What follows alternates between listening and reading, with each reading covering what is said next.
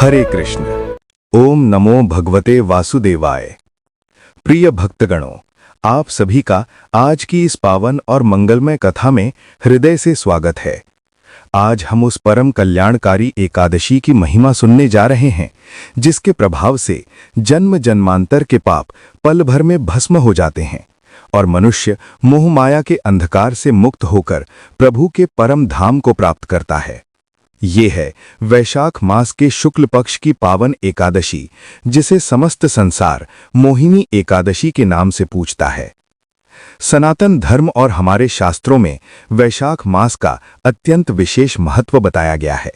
इस पवित्र महीने में जब शुक्ल पक्ष की एकादशी आती है तो वो अपने साथ मोक्ष, शांति और अनंत आनंद का वरदान लेकर आती है। भगवान श्री हरि विष्णु को ये एकादशी अत्यंत प्रिय है। संसार में ऐसा कौन प्राणी है जो दुखों से मुक्त नहीं होना चाहता।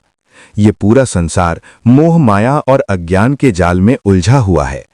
हम हर दिन किसी न किसी नई चिंता, नए मोह और नए सांसारिक बंधनों में बंधते चले जाते हैं। लेकिन मोहिनी एकादशी वो दिव्य अस्त्र है जो इस मोह रूपी जाल को हमेशा के लिए काट देता है। स्वयं महर्षि वशिष्ठ जी ने मर्यादा पुरुषोत्तम भगवान श्री राम को और द्वापर युग में योगेश्वर भगवान श्री कृष्ण ने धर्मराज युधिष्ठिर को इस एकादशी का महात्म्य सुनाया था। शास्त्रों में ये स्पष्ट रूप से वर्णित है कि मोहिनी एकादशी का व्रत करने से और इस कथा को एकाग्रचित होकर मात्र सुनने से जो अपार पुण्य प्राप्त होता है, वो 1000 गौ दान यानी गायों के दान के पुण्य के बराबर है। जो पुण्य फल तीर्थों में स्नान करने से, बड़े बड़े यज्ञ करने से और कई वर्षों की कठोर तपस्या से मिलता है, वो फल केवल इस एक एकादशी की कथा को भक्ति भाव से एक जगह बैठकर सुनने मात्र से ही प्राप्त हो जाता है। इसलिए मेरा आपसे करबद्ध अनुरोध है कि जब तक ये कथा चले, अपने मन को संसार की व्यर्थ चिंताओं और भागदौड़ से हटा लें। अपना ध्यान पूर्ण रूप से जगत के पालनहार भगवान श्री हरि विष्णु के श्री चरणों में लगा लें। अपने हृदय में प्रभु की सुंदर और शांत छवि का ध्यान करें। आज इस पावन अवसर पर हम सुनेंगे कि कैसे भगवान विष्णु ने संसार के कल्याण के लिए दुनिया का सबसे सुंदर मोहिनी रूप धारण किया था और कैसे एक महापापी व्यक्ति ने केवल इस व्रत के प्रभाव से अपने सारे पापों का नाश कर मोक्ष प्राप्त किया। तो आइए अपने मन को पूरी तरह से एकाग्र करें, प्रभु का स्मरण करें और बड़े ही श्रद्धा और प्रेम भाव से इस परम कल्याणकारी मोहिनी एकादशी की पावन कथा का रसापान करें। प्रेम से बोलिए, भगवान श्री विष्णु की जय, श्री लक्ष्मी नारायण भगवान की जय। भक्तगणों, मोहिनी एकादशी की ये परम पावन कथा सत्य युग की एक ऐसी अलौकिक और विस्मयकारी घटना से जुड़ी है जिसने तीनों लोकों की नियति को बदल कर रख दिया था। आइए अपने हृदय को प्रभु के चरणों में रखकर उस पौराणिक काल की ओर चलें, जब देवराज इंद्र के एक छोटे से अज्ञान और अहंकार ने पूरे स्वर्ग लोक को अंधकार में ढकेल दिया था। कथा के अनुसार एक बार देवराज इंद्र अपने विशाल और ऐश्वर्यशाली ऐरावत हाथी पर सवार होकर तीनों लोकों के भ्रमण पर निकले थे। स्वर्ग के राजा होने के कारण उनके साथ अप्सराएं, गंधर्व और देवताओं की विशाल सेना चल रही थी। इंद्र सत्ता और वैभव के मद में चूर थे। उसी मार्ग से भगवान शिव के अंशावतार परम क्रोधी तपस्वी महर्षि दूर्वासा भी गुजर रहे थे। महर्षि दूर्वासा के हाथों में कल्प वृक्ष के दिव्य पुष्पों की एक अत्यंत सुगंधित और अलौकिक माला थी। ये कोई साधारण माला नहीं थी, ये एक विद्याधरी यानी स्वर्ग की अप्सरा द्वारा महर्षि को भेंट की गई थी। इस माला के पुष्प कभी नहीं मुरझाते थे और इसकी सुगंध से वन के भंवरे खींचे चले आते थे। देवराज इंद्र को देखकर महर्षि दूर्वासा के मन में स्नेह जागा और उन्होंने प्रसन्नता पूर्वक वो दिव्य माला इंद्र की ओर उछालकर उन्हें आशीर्वाद स्वरूप भेंट कर दी। परंतु धन, यौवन और सत्ता के अहंकार में अंधे हो चुके देवराज इंद्र ने उस पवित्र माला का कोई सम्मान नहीं किया।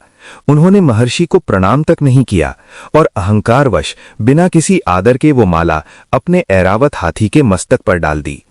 ऐरावत हाथी भला उस माला का क्या महत्व समझता। पुष्पों पर भंवरों को मंडराता देख ऐरावत ने अपनी सूंड से उस दिव्य माला को खींचा और पैरों तले कुचल दिया। अपनी दी हुई पवित्र भेंट का ये घोर अपमान देखकर महर्षि दूर्वासा का क्रोध एक भयंकर ज्वालामुखी की भांति फट पड़ा। उनके नेत्र लाल हो गए और उन्होंने जल लेकर देवराज इंद्र को भयंकर श्राप देते हुए कहा, रे अहंकार में अंधे इंद्र, जिस त्रिलोकी की सत्ता, ऐश्वर्य और धन वैभव का तुझे इतना घमंड है कि तूने संतों का अपमान कर दिया, वो सब ऐश्वर्य अभी और इसी क्षण नष्ट हो जाएगा। जा, मैं तुझे श्राप देता हूं कि संपूर्ण देवलोक श्रीहीन अर्थात माता लक्ष्मी और वैभव से विहीन हो जाएगा। महर्षि के श्राप के मुख से निकलते ही ब्रह्मांड में हाहाकार मच गया। स्वर्ग लोक की सारी चमक, सारी शक्ति पल भर में छिन गई। माता लक्ष्मी रुष्ट होकर पाताल लोक में चली गईं। तीनों लोकों में हाहाकार मच गया। पेड़ पौधे सूख गए, नदियां शांत हो गईं, ऋषियों ने यज्ञ करना बंद कर दिया और देवताओं का तेज क्षीण हो गया। देवताओं के निर्बल होते ही पाताल लोक के दैत्यों ने इस महान अवसर का लाभ उठाया। दैत्यराज बलि के नेतृत्व में असुरों की एक विशाल सेना ने स्वर्ग पर भयंकर आक्रमण कर दिया और निर्बल देवताओं को बुरी तरह परास्त कर स्वर्ग पर अपना अधिकार जमा लिया। स्वर्ग से निकाले गए देवता अपने प्राण बचाकर जंगलों और पर्वतों में दर दर भटकने लगे। जब कोई मार्ग नहीं दिखा, तब सभी देवता देवराज इंद्र को साथ लेकर पितामह ब्रह्मा जी और भगवान महादेव की शरण में गए। परंतु ये श्राप इतना प्रबल था कि ब्रह्मा और शिव ने भी कहा कि इसका निवारण केवल सृष्टि के पालनहार ही कर सकते हैं। तब सभी देवता भगवान श्री हरि विष्णु की शरण में क्षीर सागर पहुंचे। वहां प्रभु शेषनाग की शैया पर अत्यंत शांत मुद्रा में विश्राम कर रहे थे और माता लक्ष्मी उनके चरण दबा रही थीं। देवताओं ने वेद मंत्रों से उनकी स्तुति कर उन्हें जगाया और अपनी करुण पुकार और देवताओं की दयनीय दशा का वर्णन किया। भगवान विष्णु ने अत्यंत शांत भाव से मुस्कुराते हुए कहा, हे देवगण, विपत्ति के इस कठिन समय में आपको क्रोध से नहीं बल्कि कूटनीति और धैर्य से काम लेना होगा। इस संकट से बचने का और माता लक्ष्मी को पुनः प्राप्त करने का केवल एक ही उपाय है, क्षीर सागर का महामंथन। समुद्र के गर्भ में अनेक बहुमूल्य रत्न और जीवनदायिनी अमृत छिपा है। उस अमृत का पान करने से आप सभी अमर और अत्यंत बलशाली हो जाएंगे। परंतु ये कार्य आप अकेले नहीं कर सकते। इसके लिए आपको दैत्यों के साथ शत्रुता भुलाकर उनसे मित्रता करनी होगी और उन्हें भी इस कार्य में साझेदार बनाना होगा। प्रभु की आज्ञा पाकर देवताओं ने अपना अहंकार त्याग कर दैत्यराज बलि के पास जाकर शांति और अमृत का लालच देकर संधि की। देव और दानव दोनों मिलकर समुद्र मंथन के लिए तैयार हुए। अत्यंत विशाल और भारी मंदराचल पर्वत को उखाड़कर मथानी यानी रई बनाया गया और वासुकी नागराज को रस्सी बनने के लिए मनाया गया। देवताओं की चतुराई से नागराज के मुख की ओर दैत्य लगे और पूंछ की ओर देवता। जब मंथन शुरू हुआ तो वासुकी नाग के मुख से निकलने वाली भयंकर अग्नि और विषैली फुफकार से दैत्य झुलसने लगे। उनके रंग काले पड़ गए, जबकि पूंछ की ओर खड़े देवताओं पर वासुकी की फुफकार से बने बादलों से ठंडी वर्षा होती रही। परंतु कुछ ही समय में एक भयंकर विपत्ति आ गई। मंदराचल पर्वत का भार इतना अधिक था कि उसका कोई ठोस आधार न होने के कारण वो समुद्र के गहरे तल में डूबने लगा। देव और दानव दोनों हताश हो गए। तब अपने भक्तों की रक्षा के लिए स्वयं नारायण ने 1,00,000 योजन बड़ा एक विशालकाय कछुए का रूप धारण किया, जिसे हम कूर्म अवतार कहते हैं। प्रभु ने समुद्र के तल में जाकर उस विशाल मंदराचल पर्वत को अपनी कठोर पीठ पर धारण कर लिया। पर्वत के घूमने से प्रभु की पीठ पर जो घर्षण होता था, उससे भगवान विष्णु को ऐसा प्रतीत हो रहा था मानो कोई उनकी पीठ खुजला रहा हो। अब मंथन का कार्य पूरे वेग से पुनः आरंभ हुआ। जब क्षीर सागर को मथा जाने लगा तो उसमें से एक से बढ़कर एक 14 अलौकिक दिव्य रत्न प्रकट हुए। सबसे पहले भयंकर और विश्व को जलाने वाला हलाहल विष निकला। इस विष की ज्वाला से पूरी सृष्टि जलने लगी। तब देवों के देव महादेव ने उस विष को अपने कंठ में धारण कर संपूर्ण सृष्टि की रक्षा की और वे नीलकंठ कहलाए। इसके बाद समुद्र से कामधेनु गाय, कल्पवृक्ष, रंभा आदि अप्सराएं, वारुणी, मदिरा, उच्चैश्रवा घोड़ा, ऐरावत हाथी, पंचजन्य शंख, सारंग धनुष और कौस्तुभ मणि प्रकट हुई, जिसे भगवान विष्णु ने अपने वक्षस्थल पर धारण किया। फिर साक्षात माता लक्ष्मी प्रकट हुईं, जिन्होंने अपने हाथों में कमल की माला लेकर श्री हरि विष्णु का वरण किया और उनके वक्षस्थल को अपना नित्य निवास बनाया। और अंत में सबके मन की लालसा पूरी होने का समय आ गया।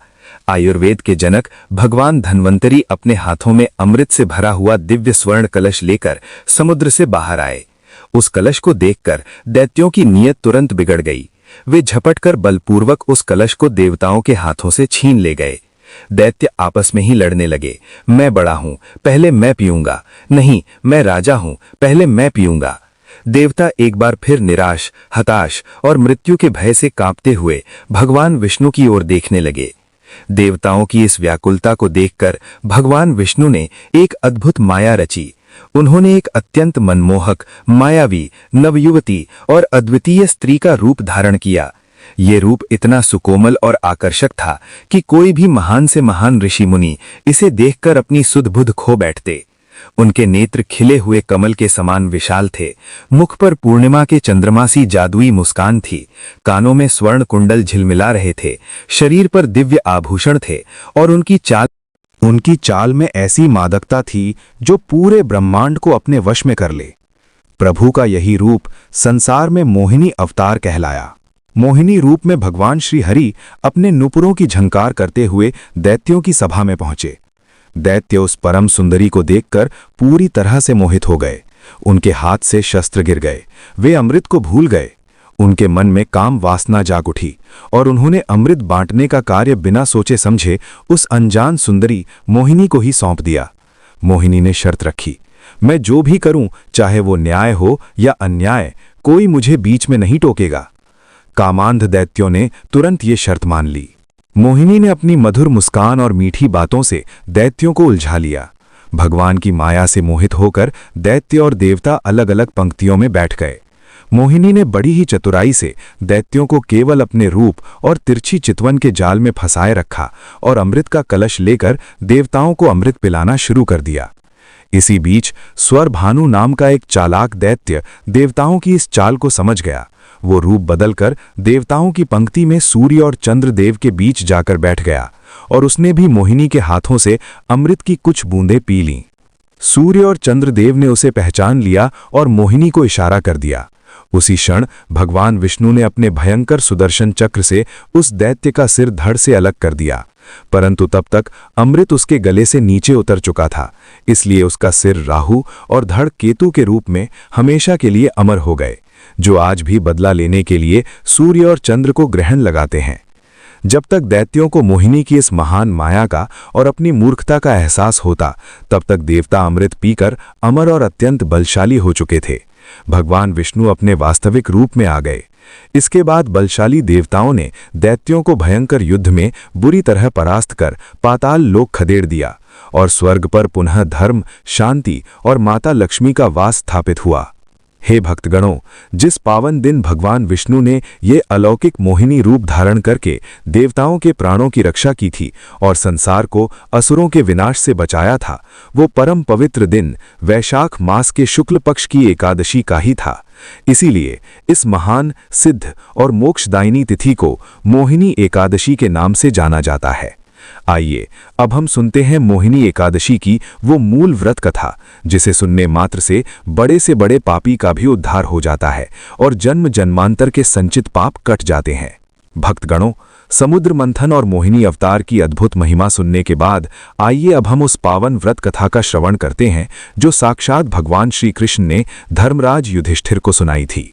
द्वापर युग में एक बार धर्मराज युधिष्ठिर ने भगवान श्री कृष्ण से पूछा, हे माधव, हे त्रिलोकीनाथ, वैशाख मास के शुक्ल पक्ष की एकादशी का क्या नाम है, इसकी विधि क्या है और इसके व्रत से किस फल की प्राप्ति होती है?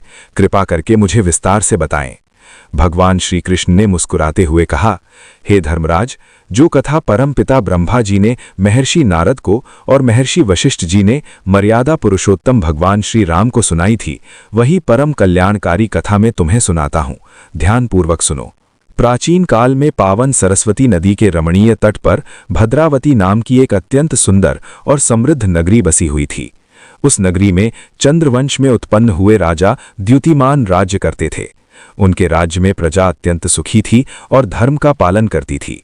उसी भद्रावती नगरी में धनपाल नाम का एक वैश्य रहता था।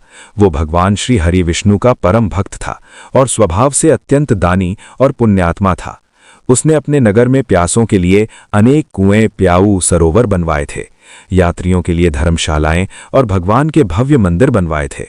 नगर का हर व्यक्ति धनपाल का बहुत सम्मान करता था। उस पुण्यात्मा धनपाल के 5 पुत्र थे, सुमना, द्युतिमान, मेधावी, सुकृत और सबसे छोटा पुत्र धृष्टबुद्धि। धनपाल के 4 पुत्र तो अपने पिता के समान ही धर्म और कर्म के मार्ग पर चलने वाले थे, परंतु उसका 5वां और सबसे छोटा पुत्र धृष्टबुद्धि अपने नाम के ही अनुरूप अत्यंत पापी, दुराचारी और कुमार्गी था। उसे देवता, पितर या ब्राह्मणों के प्रति कोई श्रद्धा नहीं थी।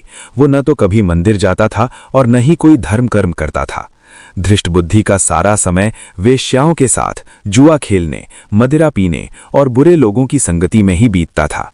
वो अपने पिता के शुद्ध और मेहनत से कमाए हुए धन को बुरे कर्मों में पानी की तरह बहा रहा था। उसके दुराचार से परेशान होकर एक दिन पिता धनपाल ने कठोर निर्णय लिया।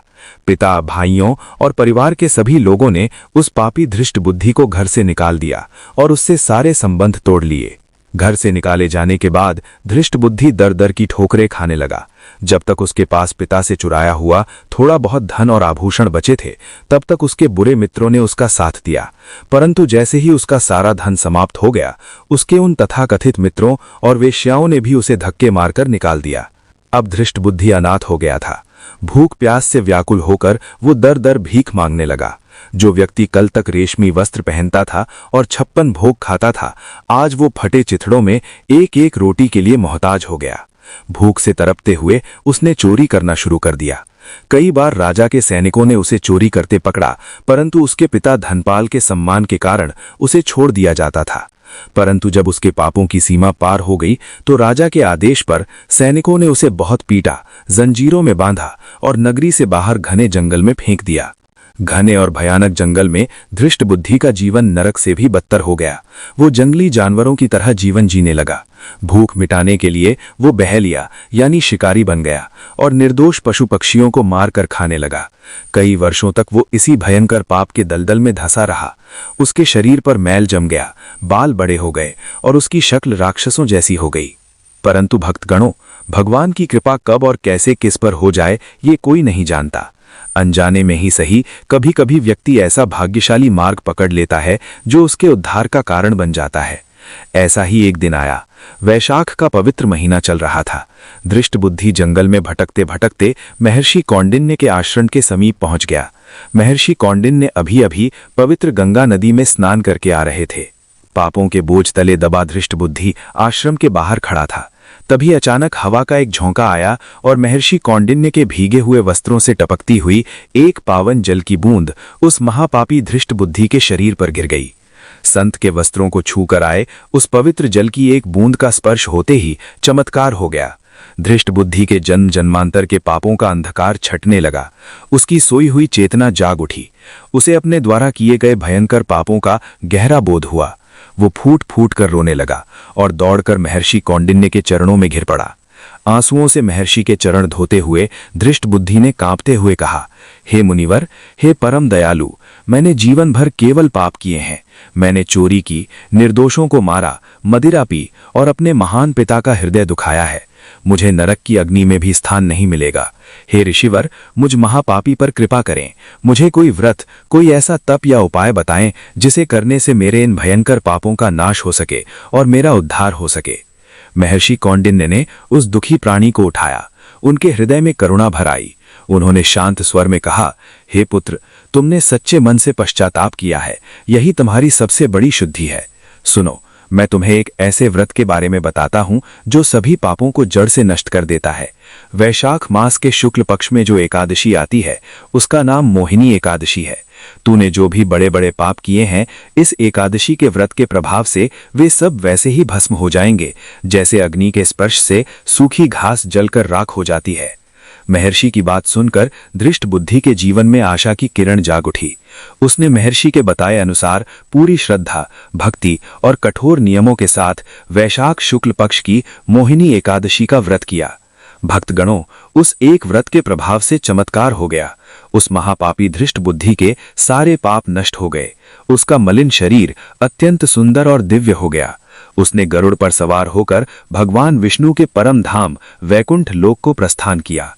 भगवान श्री कृष्ण ने धर्मराज युधिष्ठिर से कहा, हे राजन, ये मोहिनी एकादशी बड़े बड़े पापों को हरने वाली है। इस व्रत से बढ़कर संसार में पाप नाशक कोई दूसरा उपाय नहीं है।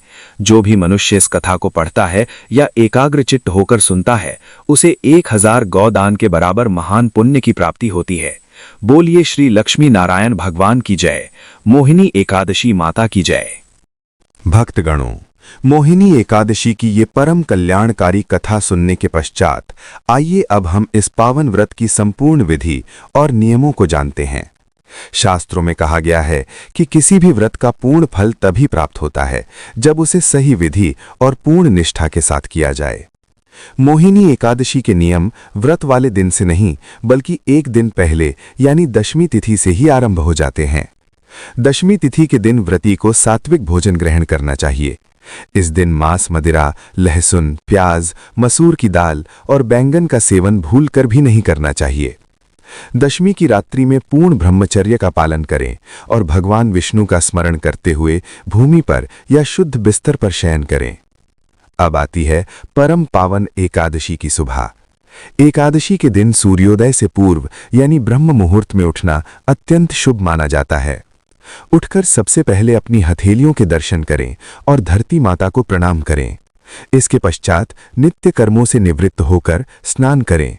यदि संभव हो तो नहाने के जल में थोड़ा सा गंगा जल या आंवले का रस अवश्य मिला लें। इससे शरीर और आत्मा दोनों की शुद्धि होती है। स्नान के बाद स्वच्छ वस्त्र धारण करें। एकादशी के दिन पीले रंग के वस्त्र पहनना भगवान विष्णु को अत्यंत प्रिय है। स्वच्छ वस्त्र धारण करने के बाद अपने घर के मंदिर की सफाई करें और एक छोटी सी चौकी पर पीला कपड़ा बिछाकर भगवान श्री हरि विष्णु या अपने इष्ट देव की प्रतिमा स्थापित करें। हाथ में थोड़ा सा जल, पुष्प और अक्षत यानी बिना टूटे हुए चावल लेकर प्रभु के समक्ष अपने व्रत का संकल्प लें। संकल्प लेते समय कहें, हे जगत के पालनहार, आज मैं मोहिनी एकादशी का व्रत कर रहा हूं या कर रही हूं। हे प्रभु, मुझे इस व्रत को निर्विघ्न पूर्ण करने की शक्ति प्रदान करें। संकल्प के बाद प्रभु का पंचामृत यानी दूध, दही, घी, शहद और शक्कर से अभिषेक करें। उन्हें चंदन का तिलक लगाएं, पीले पुष्प अर्पित करें और धूप दीप जलाएं। भक्तगणों, भगवान विष्णु की कोई भी पूजा तुलसी दल के बिना अधूरी मानी जाती है। इसलिए प्रभु को तुलसी के पत्ते अवश्य अर्पित करें। परंतु ध्यान रहे, एकादशी के दिन तुलसी का पत्ता तोड़ना वर्जित है। इसलिए पूजा के लिए तुलसी दल एक दिन पहले यानी दशमी को ही तोड़कर रख लें। व्रत के दिन क्या खाएं और क्या ना खाएं, इसका विशेष ध्यान रखना चाहिए। एकादशी के दिन अन्न का सेवन पूर्णतः वर्जित है। इस दिन भूलकर भी चावल नहीं खाने चाहिए, क्योंकि पौराणिक मान्यताओं के अनुसार एकादशी के दिन चावल खाने से अगले जन्म में रेंगने वाले जीव की योनि मिलती है। व्रती को फलाहार करना चाहिए। आप दूध, दही, फल, मखाने या साबूदाने से बनी शुद्ध चीजें ग्रहण कर सकते हैं। पूरे दिन किसी की निंदा न करें, क्रोध न करें, झूठ न बोलें और अपने मन को भगवान के भजनों में लगाए रखें। एकादशी की रात्रि का विशेष महत्व है। इस दिन रात्रि में सोना नहीं चाहिए बल्कि जागरण करना चाहिए। पूरी रात भगवान के भजन गाएं, विष्णु सहस्त्र नाम का पाठ करें या ओम नमो भगवते वासुदेवाय मंत्र का जाप करते रहें। जो भक्त एकादशी की रात जागरण करते हैं, उन पर माता लक्ष्मी और भगवान विष्णु की असीम कृपा बरसती है। अगले दिन यानी द्वादशी तिथि की सुबह उठकर पुनः स्नान करें और भगवान की पूजा करें। इसके बाद किसी ब्राह्मण को या किसी निर्धन व्यक्ति को भोजन कराएं, उन्हें अपनी सामर्थ्य के अनुसार दान दक्षिणा दें और अंत में शुभ मुहूर्त देखकर अपना व्रत खोलें, जिसे पारण कहा जाता है। पारण हमेशा सात्विक भोजन से ही करना चाहिए। हे भक्तगणों, जो भी मनुष्य इन नियमों का पालन करते हुए मोहिनी एकादशी का ये पावन व्रत रखता है, उसके इस जन्म के ही नहीं बल्कि पिछले जन्मों के भी सभी पाप नष्ट हो जाते हैं और अंत में उसे वैकुंठ धाम की प्राप्ति होती है। बोलिए श्री हरि नारायण भगवान की जय। भक्तगणों, व्रत कथा और नियमों के श्रवण के पश्चात आइए अब हम अपने मन को एकाग्र करें। एकादशी के इस परम पवित्र दिन पर भगवान श्री हरि विष्णु के दिव्य नामों का जाप और श्रवण करने से आत्मा शुद्ध होती है, घर में सकारात्मक ऊर्जा का वास होता है और सभी मानसिक तनाव दूर हो जाते हैं। आप जहां भी हैं, जिस अवस्था में हैं, कृपया कुछ क्षणों के लिए अपनी आंखें बंद कर लें, अपने दोनों हाथों को जोड़ लें और अपने हृदय में जगत के पालनहार शेष नाग पर शयन कर रहे भगवान श्री हरि और माता लक्ष्मी की सुंदर छवि का ध्यान करें। आइए बड़े ही प्रेम और समर्पण के साथ भगवान विष्णु के 108 परम कल्याणकारी नामों का रसापान करें। आप चाहें तो मेरे साथ साथ मन ही मन इन नामों का जाप कर सकते हैं। ओम विष्णवे नमः, ओम लक्ष्मीपतये नमः, ओम कृष्णाय नमः, ओम वैकुंठाय नमः, ओम गरुड़ध्वजाय नमः, ओम परब्रह्मणे नमः, ओम जगन्नाथाय नमः, ओम वासुदेवाय नमः, ओम त्रिविक्रमाय नमः, ओम दैत्यांतकाय नमः, ओम मधुरिपवे नमः, ओम तार्क्ष्यवाहनाय नमः, ओम सनातनाय नमः, ओम नारायणाय नमः, ओम पद्मनाभाय नमः, ओम ऋषिकेशाय नमः, ओम सुधाप्रदाय नमः, ओम माधवाय नमः, ओम पुंडरीकाक्षाय नमः, ओम स्थितिकर्त्रे नमः, ओम परात्पराय नमः, ओम वनमालिने नमः, ओम यज्ञरूपाय नमः, ओम चक्रपाणाय नमः, ओम गदाधराय नमः, ओम उपेन्द्राय नमः, ओम केशवाय नमः,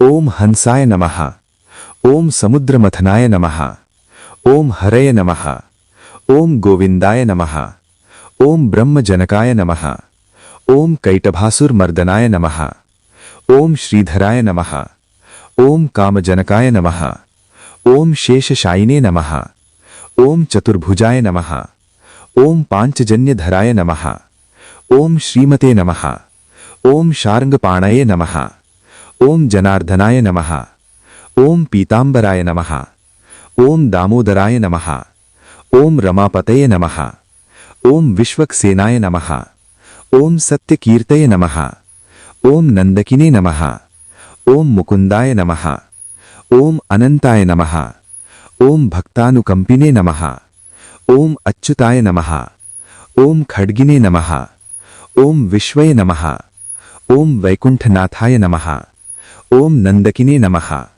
ओम पुरुषोत्तमाय नमः, ओम विदुषये नमः, ओम मुरारये नमः, ओम योगिने नमः, ओम जगद्गुरुवे नमः, ओम हिरण्यगर्भाय नमः, ओम देवाय नमः, ओम अघोक्षजाय नमः, ओम अव्ययाय नमः, ओम प्रजापतये नमः, ओम विश्वरूपाय नमः, ओम भवाय नमः, ओम ईश्वराय नमः, ओम सुराध्यक्षाय नमः, ओम त्रिलोकात्मने नमः, ओम सर्वलोकेश्वराय नमः, ओम महादेवाय नमः, ओम शांताय नमः, ओम अजेयाय नमः, ओम ईशाय नमः, ओम अनघाय नमः, ओम विश्वमूर्तये नमः, ओम ज्ञानगम्याय नमः, ओम सुरेश्वराय नमः, ओम त्रिविद्याय नमः, ओम सर्वदृशये नमः, ओम नित्याय नमः, ओम जगद्धात्रे नमः,